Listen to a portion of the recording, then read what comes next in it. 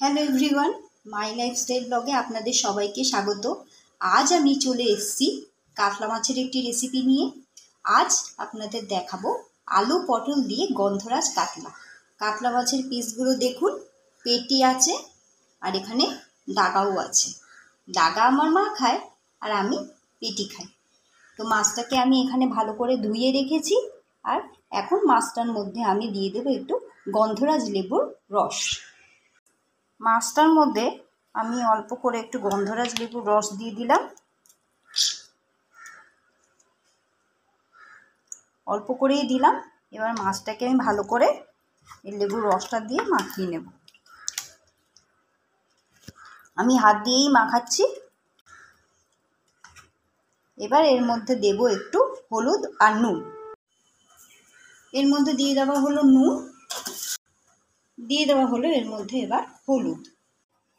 কাতলা মাছটাকে গন্ধরাজ লেবুর রস, হলুদ, নুন দিয়ে মাখানো হয়ে গেছে।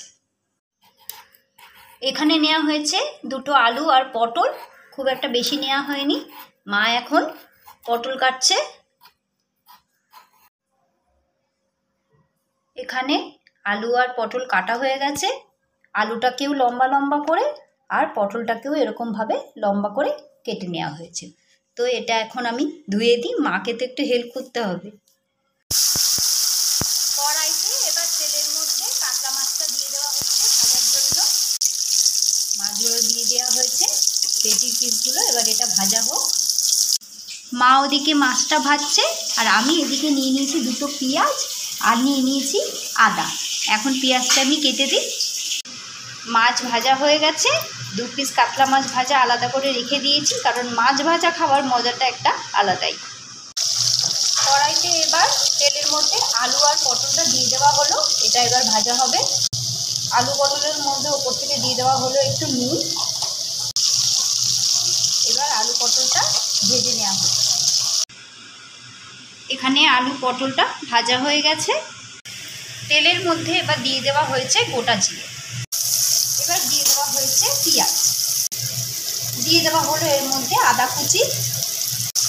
পেঁয়াজ আর আদাটা ভালোভাবে একটু ভেজে নেওয়া হচ্ছে। দিয়ে দেওয়া হয়েছে এর মধ্যে একটা টমেটো। দিয়ে দেওয়া হলো স্বাদ মতো নুন। নুন দিয়ে এবার ভালোভাবে মিক্স করে নেওয়া হচ্ছে।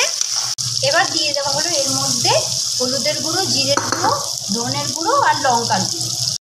এইবার এই মশলাটা দিয়ে ভালোভাবে একটু মিক্স করে নেওয়া হলো। এবার দিয়ে দেওয়া হলো এর মধ্যে গন্ধরাজ লেবুর রসটা। এবার এটা দিয়ে ভালোভাবে একটু মিক্স করা হচ্ছে। দিয়ে দেওয়া হয়েছে এবার ভাজা আলুটা।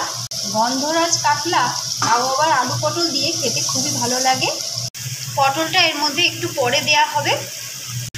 দিয়ে দেওয়া হচ্ছে এর মধ্যে এবার জল। জলটা ফুটতে শুরু করেছে।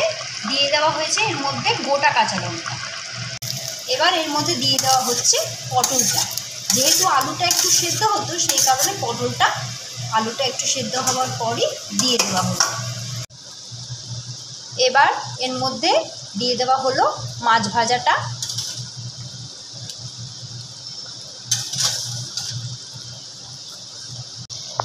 মাছটা দেওয়ার পর এটা আরেকটু হোক। এবার নামানোর আগে দিয়ে দেওয়া হচ্ছে এর মধ্যে ওপর থেকে একটু ধনেপাতা। এবার দিয়ে দেওয়া হচ্ছে এর ওপর থেকে একটু গন্ধরাজ লেবুর রস। এবার যেটা মেন, নামানোর আগে একটু গন্ধরাজ লেবুর যে খোসাটা ওটা গ্রেট করে দিয়ে দেওয়া হচ্ছে। আলু পটল দিয়ে গন্ধরাজ কাতলা তৈরি। পাতলা ঝোল গরম ভাতের সঙ্গে খেতে দারুণ লাগবে। আপনারা আজকে অবশ্যই বলবেন এই রেসিপিটা কেমন লাগলো। যদি ভালো লাগে তাহলে ভিডিওটিতে লাইক কমেন্ট করে আমার পাশে থাকবেন। আর যারা চ্যানেলে নতুন বন্ধু, রেসিপিটি যদি পছন্দ হয় তাহলে অবশ্যই চ্যানেলটিকে সাবস্ক্রাইব করবেন। আজকের মতো মাই লাইফস্টাইল ব্লগে এইটুকুই। ফিরে আসবো আরও কোনো নতুন রেসিপি নিয়ে। ততক্ষণে টাটা।